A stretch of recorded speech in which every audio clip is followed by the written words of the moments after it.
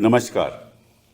इस दिल से के एपिसोड में हम चर्चा करेंगे बिहार के बारे में। बिहार चर्चा में है, इलेक्शन हो रहा है और अगर आप बिहार का इतिहास देखो तो जब जब बिहार में बदलाव आया तो हिंदुस्तान में बदलाव आया।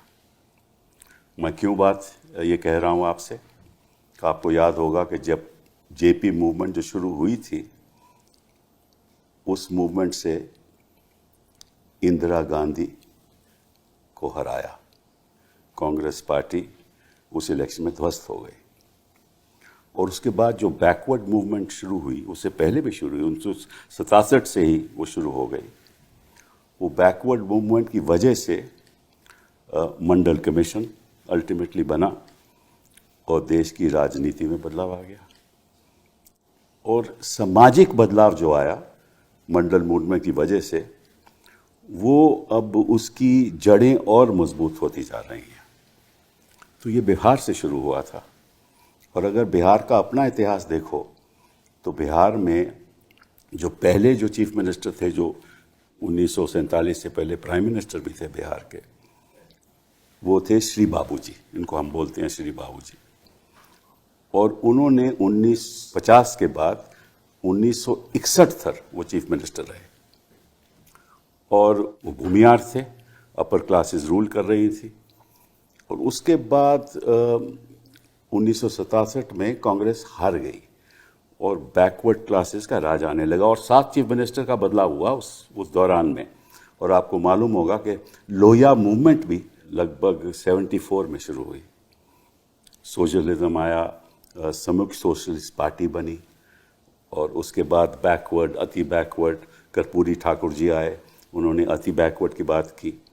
तो ये सारा जो सोशल मूवमेंट में चल रहा था, सामाजिक बदलाव चल रहा था, ये कांग्रेस पार्टी पहचान नहीं पाई। अगर मुझसे पूछो आप कि अगर कांग्रेस पार्टी का गिरावट आया, वो बिहार की वजह से आया। और इस चुनाव में अगर कांग्रेस पार्टी दोबारा अगर बदलाव हुआ और आरजेडी के साथ उनका इलेक्शन में वो जीत गए और सरकार बनी, तो ये बदलाव केंद्र में भी आएगा। तो इतना महत्वपूर्ण है ये इलेक्शन। अब आप लालू जी के बारे में देखिए, जब बैकवर्ड मूवमेंट शुरू हुई 1990 में से लेकर 2005 तक लालू जी राज कर रहे थे और 2005 के बाद नीतीश जी राज कर रहे थे। ये दोनों कौन लोग हैं जो जेपी के मूवमेंट से राजनीति में पैदाशी हुई। तो बिहार का इलेक्शन एक बहुत ही महत्वपूर्ण इलेक्शन है मेरे हिसाब से। और हमारे साथ 2 ऐसे वरिष्ठ नेता जो हमारे साथ इसमें भाग लेंगे और एक ऐसा इंसान जिसने अपनी पब्लिक इंटरेस्ट लिटिगेशन द्वारा सरकारें भी बदलवा दी, वो भी हमारे साथ हैं आज। तो सबसे पहले अखिलेश जी, आपका बहुत स्वागत है, बहुत बहुत धन्यवाद आपका आने का। आप मतलब के आरजेडी से जुड़े रहे, शुरू से आरजेडी से जुड़े रहे और 2004 में आप लोकसभा में आए और आप फिर मंत्री भी बने। आपके साथ थे सर? हाँ, मेरे साथ आप मंत्री भी बने, union minister of state health, heavy industries के आप मिनिस्टर थे। फिर आपने फिर उसके बाद फिर आपने कांग्रेस पार्टी ज्वाइन कर ली और कई इलेक्शन लड़े और फिर 2018 में राज्यसभा में आए और आपकी अब दूसरी टर्म है। आप बिहार से हैं। हम अपने घर में पहले नेता हैं सर। अच्छा, तो आपसे अभी चर्चा करेंगे। Amarendra Dhari Singh ji, thank you very much for coming here. आपका ये पहला टर्म है आपका राज्यसभा का जी। और बेसिकली आप एंटरप्रेन्योर हो जी। उद्योग से जुड़े हुए, infrastructure, real estate, agro based industries और मेनली फर्टिलाइजर। और आपको काहे को आप पॉलिटिक्स में आए, ये आपसे बाद में बात करेंगे। लेकिन अच्छी बात है आप लोग जैसे आए पॉलिटिक्स में, क्योंकि आपको जानकारी भी है कैसे सरकार चलानी चाहिए। और आप कई कमिटीज़ में, पार्लियामेंट्री कई कमिटीज़ में रह चुके हैं। डिफेंस हुआ, हेल्थ एंड फैमिली वेलफेयर हुआ, external affairs, fertilisers, chemicals and fertilisers. और आप बॉम्बे क्लब के बड़े खिलाफ हैं। हाँ, बिल्कुल खिलाफ हैं। आपने कई ऐसे बयान भी दिए हैं, क्योंकि आप समझते हैं कि Bombay club leads to the kind of nature of oligarchies that are being created in this country. All financial implications which we have Correct. is dictated by the Bombay Club. That's correct. And whichever government comes, they are there to listen to them. Prashant ji, आपके बारे में क्या कहूँ? आप तो हमारे साथ colleague भी हैं सुप्रीम कोर्ट में. आपने कांग्रेस पर, जब मैं कांग्रेस पार्टी के था तो आपने बड़ी खिलाफत भी की. अच्छी बात है.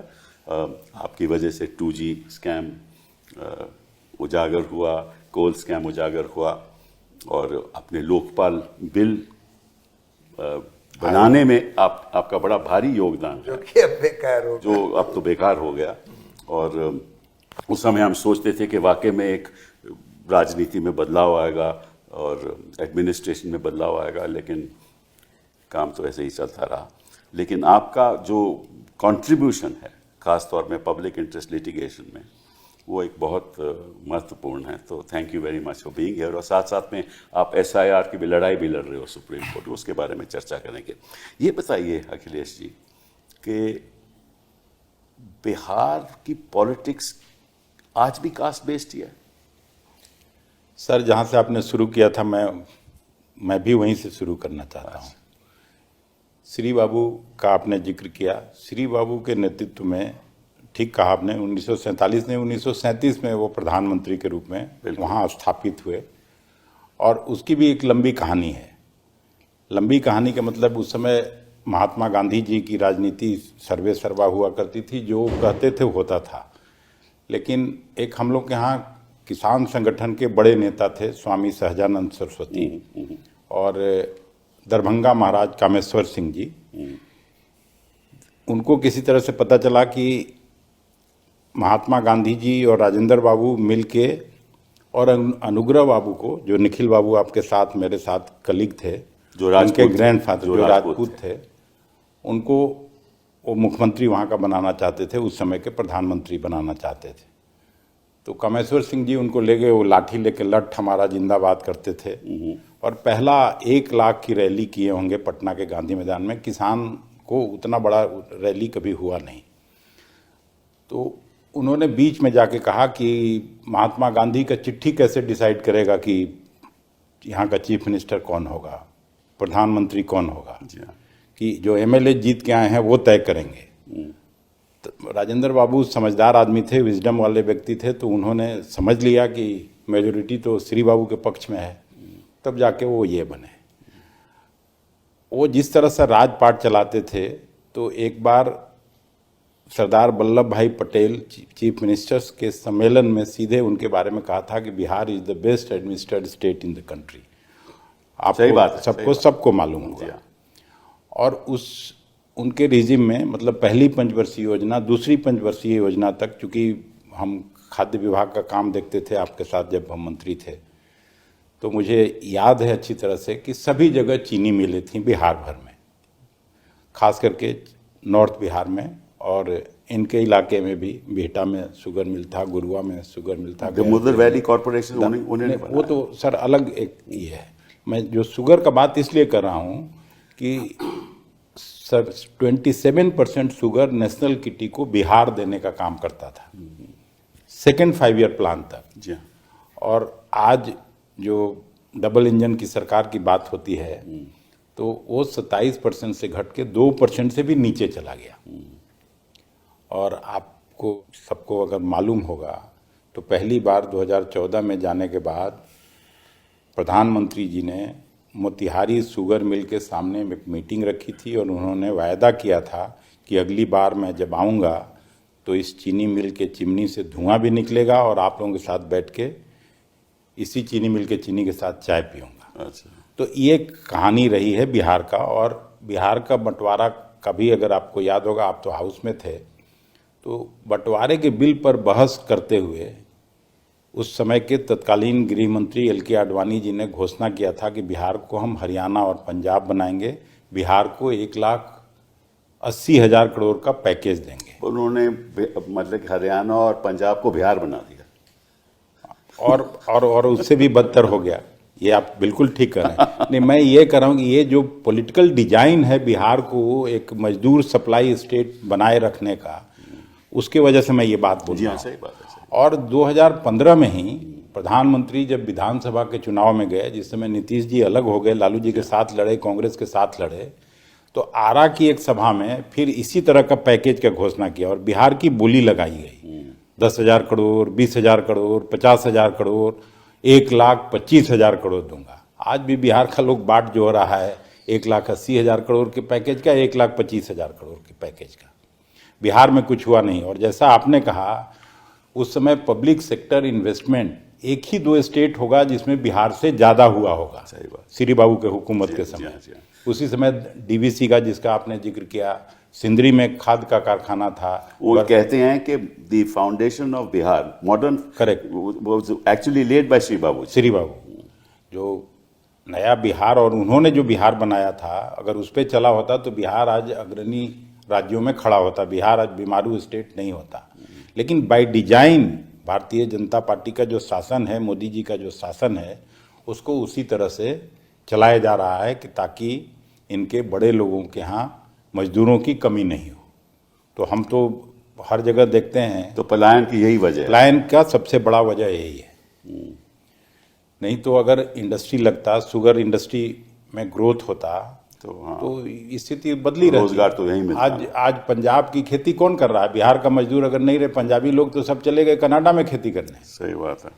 दूसरे स्टेट में, पश्चिमी देशों में चले गए। पंजाब का भी खेती, जहाँ से सबसे ज़्यादा हम लोग धान और मतलब चावल और गेहूं का प्रोक्योरमेंट करते हैं, वो बिहार के मजदूर जाके वहाँ करते हैं। एक्चुअली मुझे जानकारी है कि जो वह लोग 29 और 40 साल के बीच में हैं, उनका अनएम्प्लॉयमेंट रेट 40% है। Correct sir, 40%। 3 करोड़ से ज़्यादा नौजवान, ऐसे तो पूरा देसी युवा देश है सबसे दुनिया का, लेकिन इस देश में सबसे ज़्यादा युवा बिहार में है। जी हाँ। और सबसे ज़्यादा प्लान भी वहीं है। हाँ, 75 लाख लोग बाहर जाते हैं। बाहर जाते हैं। और सबसे गरीब, मतलब पर कैपिटा इनकम बिहार की इज लोएस्ट ना, 33,000। हाँ, और हिंदुस्तान की एवरेज 1,07,000। 1,07,000। तो फिर तो ये क्या होगा बिहार का फिर, बताइए। देखिए, मैं केवल विकास पर बात करूंगा और एक चीज बताऊंगा कि जो सेंट्रल लीडरशिप है, चाहे ऑनरेबल प्रधानमंत्री हो, चाहे उनके टीम के लोग हों, और हमारे जॉइंट ये जो डबल इंजन की सरकार है, इन लोगों को किसी को डेवलपमेंट से कोई मतलब नहीं है। They are all anti development. केंद्र के लोग आके असत्य बोलते हैं कि हम ये कर देंगे, वो कर देंगे। मैं एग्जाम्पल दूंगा। और Nitish came to power in 2005, then the higher level of bureaucracy in Bihar, everybody used to know me, Akhilesh इस बात के वाकिफ है, तो दे परसुएडेड मी कि आप बिहार के लिए कुछ कीजिए। तो 2010 में हमने एक बहुत बड़े बिजनेस कंपनी के साथ मोतीपुर शुगर मिल हमने लिया। It was as per tender of SBI caps. और उसके बाद क्या हुआ कि उसके ओरिजिनल ओनर हाई कोर्ट चले गए, लिटिगेशन में चला गया वो। तो मैं मुख्यमंत्री से जब टाइम मांगता था, तो मुख्यमंत्री के यहाँ से आता था कि मुख्यमंत्री अभी 2.5 महीना बिजी है, आपसे 2.5 महीना बाद मिलेंगे। दोबारा फोन किए, अभी 2 महीना और बिजी हैं। ठीक है, 2-3 बार ऐसा हुआ। फिर मैं नीतीश जी से मिला, आप बिना जाने पहचाने ले लिए। तो हम बोले नीतीश जी ऐसा है कि SBI कैप्स का था tender, which said that is free from all इनकम्बरेंसेस। भाई आपको तो पता करके लेना चाहिए था ये वो। And when the bureaucrats had told me in 2010 to bring, तो आई हैड सेड कि I will revive the whole industries of Bihar with my group. अच्छा। तो वहां पर आज भी जो लीडरशिप है उसको डेवलपमेंट से कोई मतलब नहीं है। और मैं फॉर्चुनेटली माननीय स्वर्गीय रामविलास पासवान जी को बहुत करीबी से जानता था, लालू जी से मैं बहुत क्लोज हूँ, नीतीश जी को भी बहुत अच्छी तरह जानता हूँ। नीतीश इनका मानसिकता है अगला इलेक्शन मुझे बिहार जाए भाड़ में। और ये and unfortunately I have heard the CM saying that बिना बिहारियों के दिल्ली बम्बई बैठ जाएगा। मैं डिफेंस कॉलोनी में रहता हूँ, the whole market, the lower level job seekers are Biharis. तो ये तो कोई प्राउड की बात नहीं है कि हमारा मुख्यमंत्री बोले कि बिहार का आदमी नहीं जाएगा। वहां तो कह रहे हैं कि इतनी डेवलपमेंट हो रही है, मतलब कि नीतीश जी को सुशासन बाबू। देखिए ऐसा है, I know most of the cabinet colleagues personally very well. I don't want to comment personally on anybody. The double engine sarkar में neither the BJP neither the JDU anybody is interested in development of Bihar. वो चाहते हैं कि ये पिछड़ा राज्य रहे, और अगर आपको नरक देखना है तो चलिए मेरे साथ पटना। वो तो कह रहे हैं पटना में बड़ी हाईवेज बने, बड़ी अच्छी रोड। अगर आपको कीचड़ में रहने का आदत है तो आपको गोबर भी ठीक लगेगा रोड का। But have you seen good places in India? You have not seen. मैं तो लखनऊ जाता हूं तो मुझे रोने का मन करने लगता है। वो तो मैं दिल्ली से बाहर जाता हूं तो मुझे भी रोने का मन समझे? लखनऊ जाता हूं which is the next state, and when I go back to my place in Patna, मैंने अपने पूरे घर का दीवार बड़ा बड़ा कर दिया है, क्योंकि जैसे मैं गाड़ी से निकलता हूं तो देयर इज ओनली मक and filth all over the city. तो आपके हिसाब से जो मतलब कि पिछले लगभग 2005 के बाद या 1990 के बाद कोई ऐसी डेवलपमेंट नहीं हुई? नहीं, लालू जी के टाइम में मैक्सिमम डेवलपमेंट होने की संभावना थी, बट उस समय सोशल चर्निंग हो रहा था and the bureaucracy was dominated by the higher caste people. वो तो है ही। I also belong to higher caste, but that they sabotaged a lot of things which, and unfortunately the principal secretary of Lalu ji was one person whom I don't want to name. He was the most incompetent IAS officer there. अच्छा। So these are the, so I don't think कि ये जो, so मुझे तो लगता है the only person who can bring economic development in Bihar is Tejasvi Yadav, because he talks of कि हमको पलायन रोकना है, एजुकेशन सिस्टम ठीक करना है। अच्छा, आज एजुकेशन उन्होंने तो ये भी ऐलान कर दिया कि जीविका को हम 30,000 रुपया महीना देंगे, परमानेंट जॉब देंगे। जब बिहार के पास पैसा ही नहीं है तो कहाँ से देंगे? He has a road map for that. So let us wait and see what happens.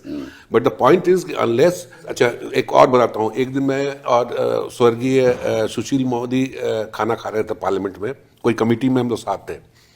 तो मैंने सुशील मोदी जी से पूछा कि सुशील मोदी जी एक चीज बताइए कि we are a very large maize producing state. The MSP minimum support price of maize is around 1800 और समथिंग। हम लोग my farmer are selling maize at 910 and 1000 rupees. Why can we add some value added industries? जो maize हमारे यहाँ से मध्य प्रदेश आंध्र प्रदेश जाके value added होता है और पीपल अर्न। तो खाते खाते बोले कि नीतीश जी कुछ करने देंगे। This is of course he had become MP. I said you have 12-13 साल से deputy chief minister and finance minister. बोला वहां कुछ नहीं कर सकते बिना नीतीश जी से पूछे हुए। So the mindset is that there should be no development, no development, no development. It is very unfortunate. और मैं तो अक्सर अपने दोस्तों से बोलता हूं कि मेरी जिंदगी में बिहार का कोई भला हमको तो नहीं लगता है। अगर हमारी सरकार आई, then you will see the fastest economic development in Bihar. Yeah, let's hope for the best. And let me tell you, जब इनको 2010 में बोला था, मैंने नीतीश को बोला था कि मैं सारे इंडस्ट्री रिवाइव करा दूंगा different with my group, but वो उनको कोई इंटरेस्ट नहीं है इन लोग को। चलिए, मैं इससे थोड़ा अलग होकर, प्रशांत जी, आप SIR का मुकदमा भी लड़ रहे हैं, हम आपके साथ भी उस मुकदमे में हैं। तो जो इलेक्शन प्रोसेस है जो बिहार में हो रहा है, आप उससे संतुष्ट हैं? नहीं, बिल्कुल भी नहीं। देखिए, कई चीज़ें हैं। एक तो खैर वोटर्स लिस्ट का मामला है, SIR का मामला है। दूसरा ये जो इन्होंने 10,000 रुपये हर महिला को दे दिए हैं, कहते हैं अभी तक 1.5 करोड़ महिलाओं को दिए हैं और अब देते जाएंगे जैसे जैसे इलेक्शन होता जाएगा। तो ये तो एकदम घूसखोरी है। आप इफेक्टिवली देखिए, 7.4 करोड़ वोटर्स हैं लिस्ट में। अगर आप 2 करोड़ महिलाओं को 10,000 रुपये जस्ट चुनाव के पहले दे देते हैं तो आप उनको वोट देने के लिए घूस दे रहे हैं। अगर that effectively means more than half of the electorate. अब आधी से ज़्यादा इलेक्टोरेट को आप 10,000 रुपये दे रहे हैं जस्ट बिफोर द इलेक्शंस। कोई ऐसी स्कीम भी नहीं, एकदम से आपने बोल दिया कि भाई हम इनको एंटरप्रेन्योर बनाना चाहते हैं उसके 2 लिए लाख दे रहे रुपए हैं। हैं, हाँ। सो अब उसका अगर मान लीजिए 10% भी इफेक्ट हुआ, 10% लोगों के ऊपर भी, तो बहुत बड़ा इफेक्ट है। कायदे से इलेक्शन कमीशन को रोकना चाहिए था, नहीं रोका। अब वोटर्स लिस्ट पर आते हैं। देखिए, इन्होंने जो SIR किया है, इसमें पहले तो ये कह दिया कि जो एन्यूमरेशन फॉर्म नहीं भरेगा उसका नाम ड्राफ्ट रोल में आएगा ही नहीं। और अगर सॉरी टू इंटरप्ट यू, इन्होंने ये पहले कहा कि ये जो हम SIR कर रहे हैं ये 2003 की गाइडलाइंस के आधार पे कर रहे हैं। बोला, लेकिन 2003 के गाइडलाइंस पर तो नहीं किया। तो फिर कैसे 2003 कर की रहे हैं? गाइडलाइंस तो इन्होंने दिखाई भी नहीं, हम लोगों ने बड़ी मुश्किल से निकलवाई। और जब निकलवाई तो फिर ये सामने आया कि 2003 के गाइडलाइंस में ये तो था ही नहीं, इन्यूमरेशन फॉर्म की तो बात ही नहीं थी। बिल्कुल बात नहीं ठीक, थी। तो फिर कैसे कर रहे हैं? फिर इसका मतलब कि बुनियादी तौर पे इन्होंने देश के जनता के साथ झूठ बोला। हाँ हाँ, झूठ भी बोला, और ये तो बिल्कुल गलत है ना। जैसे इन्होंने बोला बिहार में लोगों ने पलायन कर रखा है, और जो टेम्पररी बाहर जाते हैं काम के लिए, और लेकिन वोट देने के लिए वापस आते हैं। अब आपने 20 दिन का टाइम दिया कि 20 दिन के अंदर एन्यूमरेशन फॉर्म भर के दे दो, वो वहाँ है नहीं तो कैसे भर देगा? फिर आप कह रहे हैं कि ऑनलाइन भर दो। भाई, वो बेचारा डेली वेजर है, वो कहाँ से ऑनलाइन उसको 300-400 रुपए रोज मिलते हैं, वो कहाँ से ऑनलाइन भरेगा? सो देयरफॉर ये तो बिल्कुल ही गलत था। 2003 की गाइडलाइन में उनको जो है, जो BLO है, उसको तो घर घर जाकर पता करना कि यहाँ कितने लोग रह रहे हैं, बिल्कुल। और उसके अलावा तो कोई ऐसी बात थी ही नहीं। बिल्कुल, और इनके मैनुअल में ही लिखा है कि एक्चुअली ग्राम सभा, यानी कि वहाँ का जो, जैसे एक बूथ में 1000 वोट्स होते हैं, 900 1000, आप बूथ बाय बूथ का ग्राम सभा कर दीजिए, जिसमें सबको बुला लीजिए। जैसे इनका वो होता है सोशल ऑडिट, उसकी तरह कर लीजिए। वहाँ सब कुछ पता लग जाता है कि भाई कौन जना यहाँ रहता है, कौन यहाँ नहीं रहता, किसकी मृत्यु हो चुकी है, कौन फर्जी वोटर है, कोई यहाँ का है ही नहीं, वो सब कुछ पता लग जाता है। लेकिन ये लोग वो कर ही नहीं रहे, जबकि इनके खुद के मैनुअल में लिखा हुआ है। और ये चाहते हैं कि, और कोई ट्रांसपेरेंसी नहीं, यानी कि ये नहीं बताएंगे कि भाई किन लोगों के नाम काट दिए, किस वजह से काट दिए, फिर सुप्रीम कोर्ट ने बोला तो तब इनको बताना पड़ा। उसके बाद ये नहीं बताएंगे कि किन के नाम के ऊपर ऑब्जेक्शन आया है, किन के नाम को ऐड करने के लिए दरखास्त आई है, ये सब कोई उजागर नहीं कर रहे। आखिर में लास्ट मिनट पर वोटर्स लिस्ट आती है, और जैसा राहुल गांधी ने दिखाया कि हरियाणा में कि एक एक जने का नाम सेम फोटो के साथ 200 जगह दर्ज है, 200 जगह दर्ज है। और ये कहते हैं कि हमारे पास डुप्लीकेशन सॉफ्टवेयर है जो आसानी से ये पकड़ सकता है कि कौन डुप्लीकेट वोटर्स हैं, किनका नाम एक से ज़्यादा जगह दर्ज है। लेकिन कहते हैं कि हम वो डुप्लीकेशन सॉफ्टवेयर यूज ही नहीं करेंगे, जिससे कि इस तरह का फर्जी वाड़ा चलता रहे, इसी तरह के फर्जी वोटर्स उसमें चुनाव का फिर मायना क्या है प्रशांत जी? नहीं, ये तो अब इन्होंने बिल्कुल ही फार्स बना दिया है, और इसको रोकने का काम सुप्रीम कोर्ट का है, मतलब हाई कोर्ट और सुप्रीम कोर्ट का है। लेकिन अनफॉर्चुनेटली हम ये देख रहे हैं, देखिए इलेक्शन कमिश्नर्स के अपॉइंटमेंट का मुद्दा, सुप्रीम कोर्ट के कॉन्स्टिट्यूशन बेंच ने बोला कि भाई सरकार अकेले नहीं अपॉइंट कर सकती, उसके लिए 3 लोगों की कमेटी होगी, प्रधानमंत्री, leader of opposition, chief justice. ये लोग, इन्होंने कानून लाकर उसको पलट दिया, और सुप्रीम कोर्ट ने उसका आधार ये दिया कि इंडिपेंडेंट अपॉइंटमेंट कमेटी इसलिए जरूरी है क्योंकि अदरवाइज लोकतंत्र खतरे में है, बिल्कुल, अगर सिर्फ सरकार के हाथ में हो। इन्होंने कानून लाकर कर दिया कि नहीं, चीफ जस्टिस की कोई जरूरत नहीं है, प्रधानमंत्री, एक और मंत्री, और leader of opposition. Constitution bench का उल्लंघन है। बिल्कुल। और देखिए हम लोगों ने उस कानून को चैलेंज किया, वो अभी अब तक सुनवाई नहीं हो साल रही। भर से पेंडिंग है, साल भर से उसकी सुनवाई नहीं हुई। मतलब ऐसा है मुद्दा जो कि बिल्कुल हमारे लोकतंत्र के जड़ पर जाता है, है। जिस तरह से ये प्रेजेंट इलेक्शन कमीशन बेईमानी कर रहा है, यानी कि इनके सामने पूरा उजागर कर दिया जाता है कि भाई 200 लोगों का नाम। आप इलेक्शन कमीशन की बात, ये तो उजागर आपने सुप्रीम कोर्ट के आगे भी किया। हाँ, मतलब देखिए, पहली बात तो इलेक्शन कमीशन तो बिल्कुल ब्रेजन हो गया है, वो तो बिल्कुल सरकारी तोता हो गया है, उसमें तो कोई दो राय हो ही नहीं सकती, बिल्कुल साफ दिख रहा साफ है। अब इसको रोकने का काम सुप्रीम कोर्ट का था, स्पेशली जब कॉन्स्टिट्यूशन बेंच का फैसला आ चुका है, लेकिन उसकी सुनवाई नहीं हो रही, उस पर तारीख पड़ती जा रही है। और जो दूसरा SIR का मुद्दा है, उसकी भी आधी अधूरी थोड़ी थोड़ी सुनवाई होती है, कुछ नहीं, वो तो ये इलेक्शन तो चला जाएगा। अब आगे क्या होगा, क्योंकि सारे हिंदुस्तान में SIR करने वाले हैं। और इस तरह ही होता रहा और ऐसे ही इलेक्शन होते रहे तो फिर लोकतंत्र का फायदा क्या है? फिर तो ये मतलब नहीं हुआ ना। और हम ये बात हम देखते हैं, जानते हैं, हमें मालूम है कि क्या होता है, लेकिन फिर भी जो हमारी सुप्रीम कोर्ट ऑफ इंडिया है, इसमें सीरियसली इन्होंने आज तक ये बात नहीं ली। तो क्यों नहीं ली, अलग बात है। चलिए आपसे एक और बात पूछते हैं कि ये जो थर्ड फैक्टर है बिहार की पॉलिटिक्स में, प्रशांत किशोर जी का कितना महत्व है इसका?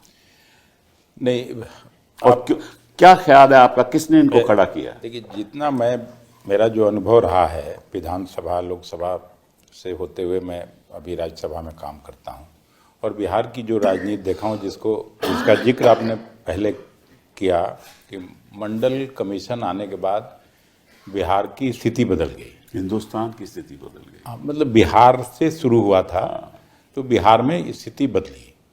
और लालू जी सबसे बड़ा फैक्टर है वहाँ आज भी। और मैं मानता हूँ कि लालू जी जब तक जिंदा हैं तो वो पॉलिटिक्स के धुरी वही हैं। बाकी सभी पार्टियां, अब बीजेपी दुनिया की सबसे बड़ी पार्टी अपने को कह ले अलग अलग फोरम पे, लेकिन कभी उनको हिम्मत नहीं हुई कि अकेले जाके चुनाव बिहार में लड़ लें। जी हाँ, जी हाँ। उसके लिए नीतीश जी भी चाहिए, उसके लिए चिराग पासवान भी चाहिए, उसके लिए मांझी भी चाहिए, उसके लिए उनको उपेंद्र कुशवाहा भी चाहिए। सही बात। मतलब सब लोग इकट्ठा होकर लालू जी को हराने में लगते हैं। जी हाँ। भले ही वो 2005 के बाद सीधे तौर पर पावर में नहीं आया, लेकिन हर चुनाव में जो मेरा अनुभव रहा है, लालू जी सबसे बड़े फैक्टर हैं। उनके साथ सबसे बड़ा कमिटेड वोट बैंक आज भी है। तो इस स्थिति में चाहे कोई पार्टी हो, आपने देखा होगा, अनुभव किया होगा कि जो लेफ्ट का भी बड़ा बेस हुआ करता था, माले का भी बड़ा बेस हुआ करता था वहाँ, वो भी धीरे धीरे कम होता गया, छिन्न होता गया। और लेफ्ट पार्टियां आज लालू जी के साथ, कांग्रेस के साथ, लेफ्ट पार्टी इमर्ज की थी, लार्जेस्ट ऑपोजिशन, आपको याद होगा। हाँ, यही तो मैं भी कह रहा हूँ। तो अब दो ये में बटा हुआ है, एक तरफ भारतीय जनता पार्टी का गठबंधन, दूसरी तरफ लालू जी की, और लालू जी के साथ जो गठबंधन में पार्टियां हैं, कांग्रेस पार्टी और लेफ्ट पार्टी।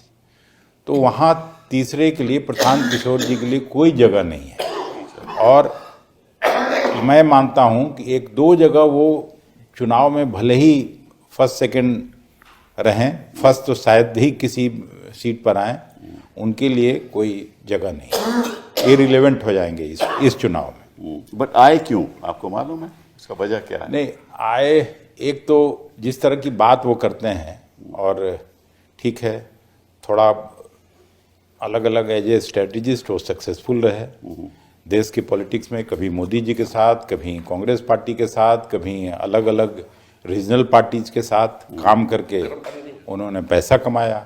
और पैसा जब हो जाता है तो वो तो सिर पर नाचने लगता है।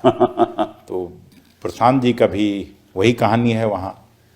लेकिन इस चुनाव के बाद उनका नशा भी उतरेगा। अच्छा, बिहार में उनके लिए कोई जगह नहीं रहेगी। तो इसका मतलब it's a fight state between our Mahagathbandhan and NDA. पिछली बार भी एनालाइज किए हुएगा चुनाव बिहार का, 2019 में जो लोकसभा का चुनाव हुआ था, आउट ऑफ 39 सीट्स एनडीए को गया था। एक सीट हम लोग केवल किशनगंज का जो मुस्लिम बहुलता वाली सीट है वो हम लोग जीते थे। बाकी ऑल 39 सीट्स एनडीए जीता था। लेकिन ठीक 2020 में जो चुनाव हुआ उसमें तेजस्वी प्रसाद यादव के ही चेहरा पर चुनाव हम लोग लड़े थे और केवल 12,000 मतों का डिफरेंस था। सीटों का भी अगर ये करिएगा तो 116 सीट हम लोगों को था, 123 सीट नीतीश जी और भारतीय जनता पार्टी के गठजोड़ को था। किसी तरह से उसमें 15-16 सीट में बेईमानी हुई थी। 4 बजे शाम के तो बाद अभी भी हो रहा है, जिसका 4 बजे शाम बेईमानी तो प्रशांत जी ने अभी जिक्र किया, तो पूरा इलेक्शन प्रोसेस फार्स हो गया है। कोई डेमोक्रेसी का मतलब नहीं है, इंस्टीट्यूशंस का मतलब नहीं। 4 बजे तक पता चला कि ये लोग हारेंगे, तो सीएम हाउस में principal secretary to the chief minister और 1-2 नेता लोग बैठ के सब डीएम को धमकाने लगे and they manipulated 15-17 seats, if I am correct. Akhilesh ji correct. एक लड़का हिलसा में 12 वोट से हार गया, मतलब हराया गया। एक इनका मित्र है मुन्ना शाही, वो बरबीघा से लड़े थे, वो 113 वोट 113 वोट से कांग्रेस के सिंबल पर हार गए। वही पोस्टल बैलेट नहीं, जो भी हो फिर मतलब कई सीटें, ठीक कहा इन्होंने, 1 दर्जन से ज्यादा सीटों को अंत में हरा दिया गया। And the classic case was Jagdanand Singh जो आरजेडी के स्टेट चीफ थे, उनके बेटा को वो सर्टिफिकेट मिल गया, तब तक उसका सर्टिफिकेट वापस मांगने के लिए लोग मांगा, डिस्ट्रिक्ट मजिस्ट्रेट ने बोला, वो लेके भागा एकदम। था नहीं, इसी तरह कुछ हुआ था ना। इसमें जो कास्ट समीकरण बनता है वो क्या है, आप जरा जनता को बताएंगे। आप जिसका जिक्र कर रहे थे, देखिए लोहिया जी की भी राजनीति बिहार बेस्ड थी पहले। बिल्कुल बिल्कुल। उनका जो प्रयोगशाला था वो बिहारी था। संत सोपा ने बांधी गांठ, पिछड़ा पावे 100 में 60, तो ये सब वहीं से शुरू हुआ। करेक्ट। तो धीरे धीरे अवेकनिंग हुआ। और ये भी ठीक है कि कांग्रेस पार्टी के जो भी चीफ मिनिस्टर उस समय हुए, आप श्री बाबू जिनका शुरू में आपने जिक्र किया, उसके बाद स्वर्गीय विनोदानंद झा जी हुए, वो भी अपर कास्ट के थे। ये सारे अपर कास्ट सारे अपर कामराज प्लान जब आया तो उनको रिजाइन करना पड़ा, फिर भी अपर कास्ट उन्होंने करेक्ट। उसके बाद से भी जो 70s में एक गफूर साहब को हटा दीजिए, दरोगा राय जी को हटा दीजिए, तो सभी चंद्रशेखर बाबू हों, वो भी अपर कास्ट, जगन्नाथ मिश्रा 2-3 बार हुए, अपर कास्ट थे, सत्येंद्र नारायण सिन्हा बने, भागवत झा आजाद जी बने, तो कांग्रेस के chief minister mostly upper caste थे। तो धीरे धीरे ये बातें नीचे जा रही थी और लालू जी ने उसका फायदा उठाया। और कांग्रेस पहचान ही नहीं कि एक सोशल इंजीनियरिंग हो रही है, एक सामाजिक बदलाव आ रहा है, तो कांग्रेस पहचाना नहीं पहचान पाई, वॉल राइटिंग को नहीं पहचान। It also did not go with economic development.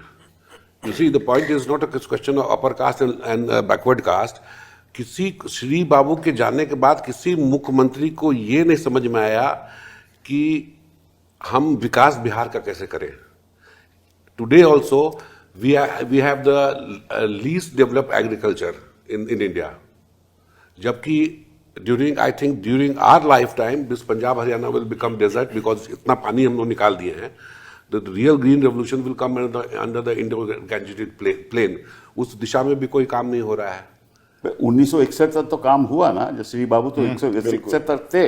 Ultimately जो बदलाव आया इस बीच आया, 1967 में कांग्रेस हार गई। देखिए सर, देखिए किसानों की चिंता, जिसमें हम आप पहले UPA 1 की सरकार थी, तो एक जो बड़ा फैसला हुआ था कि MSP जो बढ़ता था, बाकी सब चीज का सबकी चिंता की जाती थी। पॉलिसी लेवल पे भी मैं बात करूं तो पहली पंचवर्षीय योजना से लेके 11वीं पंचवर्षीय योजना तक चले आइए, 12वीं पंचवर्षीय योजना में वो सरकार बनी थी 2004 वाला। जी हाँ। तो 20 रुपया, 50 रुपया, 80 रुपया, इससे ज्यादा कभी भी न्यूनतम समर्थन मूल्य किसानों का नहीं बढ़ा था। बिल्कुल। लेकिन मनमोहन सिंह जी के नेतृत्व वाली सरकार ने किसान संगठन से चर्चा करके, उस समय शरद पवार साहब मंत्री थे इस विभाग को देखते, हमने ही अनाउंस किया था उस फैसला 2006 वाला। हर बार 550 रुपया प्रति क्विंटल जिस धान का कीमत वाजपेयी जी के प्रधानमंत्रित्व काल में था, उसको सीधे हम लोगों ने 1100 रुपया प्रति क्विंटल किया। सही बात है। 620 रुपया जिस गेहूं का कीमत, उसके बाद भी 100-200 रुपए बढ़ता फिर रहा। अब तो 2022 में दुगना करने की बात करते थे मोदी जी किसानों की आमदनी को। लागत खर्च तिगुना चौगुना जरूर हो गया, आमदनी और घट गई। किसान बेचारा नाराज है, अपना मजदूर, आम मजदूर नाराज है, अनएम्प्लॉयमेंट रेट इतना बड़ा है, छात्र नौजवान सब सब का हालत नाराज खराब है, है। तो खुश कौन है? Paper leak. तो खुश कौन है?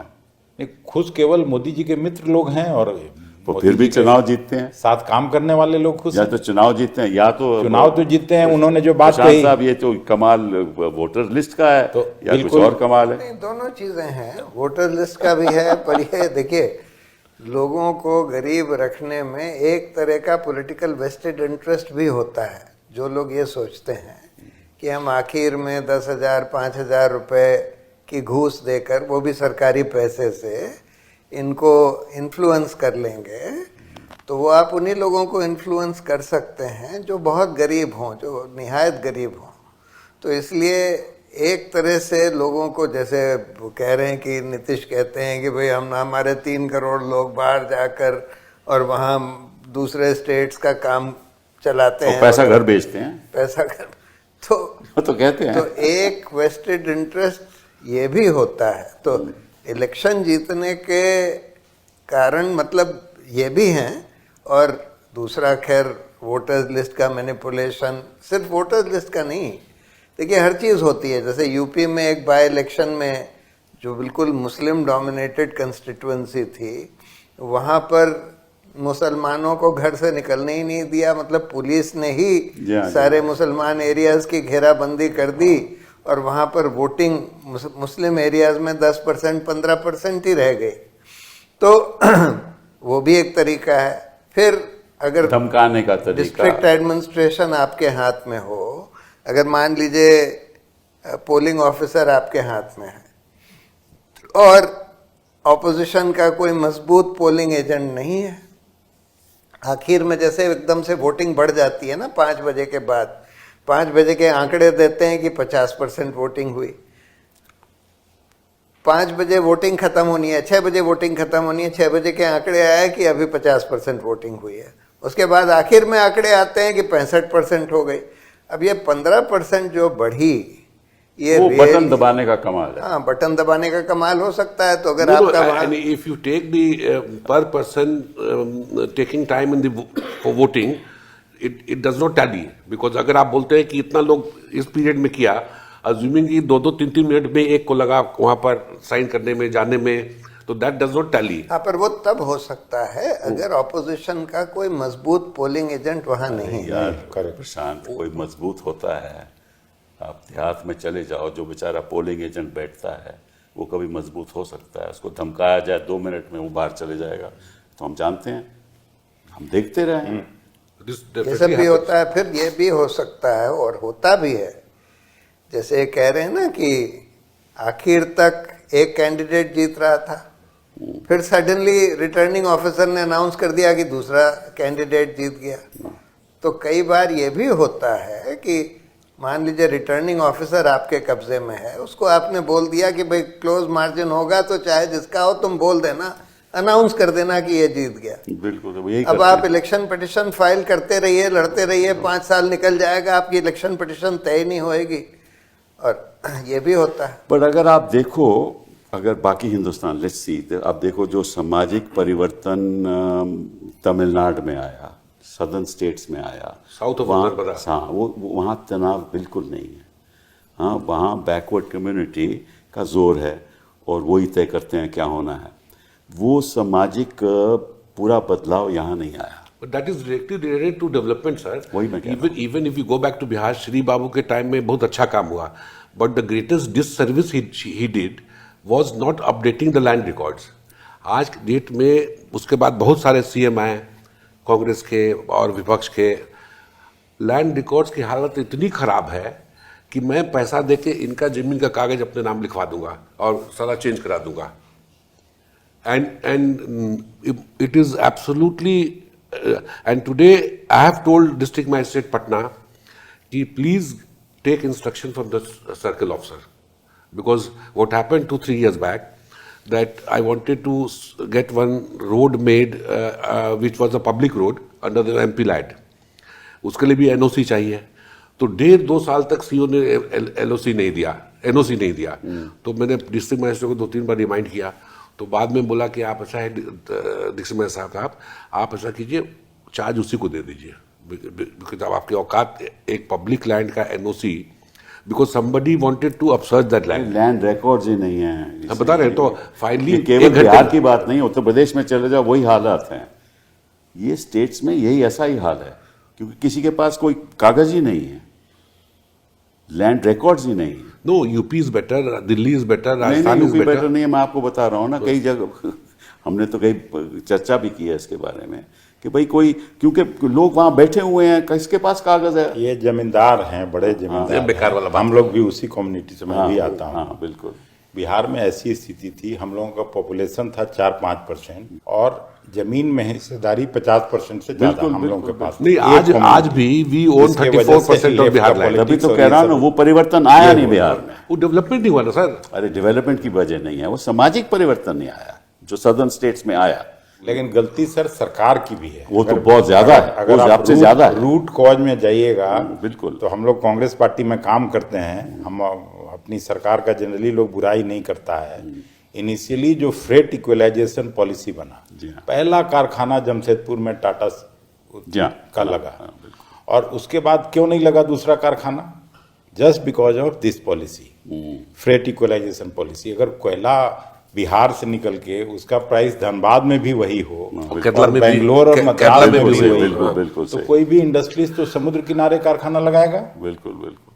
तो बिहार के पिछड़ेपन का अगर बड़ा एक वजह एक हमको पूछेगा तो ये फ्रेट बड़ा वजह है फ्रेट इक्वलाइजेशन पॉलिसी, जिसकी वजह से बिहार तो पीछे इसके गया। बारे में किसी ने नहीं सोचा कि इसमें परिवर्तन किया जाए? There was अब हम opposition तो during सर that पैदा time, हुए but, उसके बाद, इसलिए मैं उस ये में नहीं जाना चाहता हूँ। लेकिन हमको अगर 2-3 कारण कोई पूछेगा तो उसमें एक सबसे बड़ा कारण ये है, और नॉलेज कमी। जितना फिर टाटा का आया कारखाना, कोई तो एक भी बिहार में नहीं आया, झारखंड में नहीं आया, जी हाँ, बिल्कुल सही। तो उसका बड़ा वजह तो यही है। बिहार में शुड बी हैप्पी। क्योंकि अदानी किस चीज में आ रहे हैं, अदानी किस चीज में आ रहे हैं? अदानी अपने लिए आ रहे हैं, आपके लिए नहीं आ रहे हैं। Honourable home minister says that Bihar में भूमि की कमी है, इसलिए कारखाना नहीं लगता है। There are vast stretches of land all over the Bihar Bihar. में भूमि की कमी है तो फिर तो भूमि की कोई कमी नहीं है sir. Vast stretches of land. Every sugar mill used to have a land of से 300 to 800 एकर्स, जो कि अब कब्जा हुआ है। बेतिया महाराज का अब 2000 या 3000 एकड़ है। चकिया के शुगर मिल में 2000 एकड़ है। तो they are vast amount of land which is available. हम लैंडलेस लेबर के कैटेगरी में हैं। अच्छा ये बताइए, ये जो बैकवर्ड पॉलिटिक्स चल रहा है, निषाद का बैकवर्ड पॉलिटिक्स चल रहा है, अति बैकवर्ड पॉलिटिक्स चल रहा है, इसमें जो महागठबंधन का कितना फायदा होगा और बीजेपी को कितना फायदा? उसका फायदा तो होगा। ये लोग कम समय में, क्योंकि वीआईपी आपके साथ है। हाँ, सबका जिस तरह से ये जगह है, पॉलिटिकल भूख जो जगह है सभी कम्युनिटीज के लिए, जो छूटा हुआ अपने को फेंस पर, बट इकोनॉमिकली बैकवर्ड क्लासेस उनके साथ है, हमें जो ऐसे लगता है। करेक्ट। लेकिन उनसे गुस्सा करके ये लोग इधर आया है, अलग पार्टी बनाया है। जैसे एक पान समाज हुआ करता था, जी हाँ, जी हाँ। पान समाज को वहां नीतीश जी ने डाल दिया शेड्यूल कास्ट कैटेगरी में, जो हो नहीं सकता था। सब लोग ये बात समझता था, तो 2 बार तो उन्होंने वोट ले लिया उसको, अच्छा। उस कैटेगरी में डाल के। अच्छा। सुप्रीम कोर्ट ने कहा कि नहीं ये गलत है, ये ईबीसी कैटेगरी में है, Correct। बैकवर्ड क्लासेस में है। तो उसी के खिलाफ आंदोलन किया एक लड़का आईपी गुप्ता करके है, अच्छा, और अच्छा। उसने गांधी मैदान में रैली की, अब अलग पार्टी बना के उसको 4-5 सीट दिए हैं हम लोग। हाँ दिए हैं, वही तो कह रहे हैं। तो आप किसान की बात करते हैं, हाउ इज इट कि क्योंकि जो CPML है, IML है, वो लगभग पिछली बार उसको बहुत बहुमत से उनको काफ़ी सीटें मिली थी। इस बार भी मेरे ख्याल 12-13 सीटें में जीते थे पिछली बार।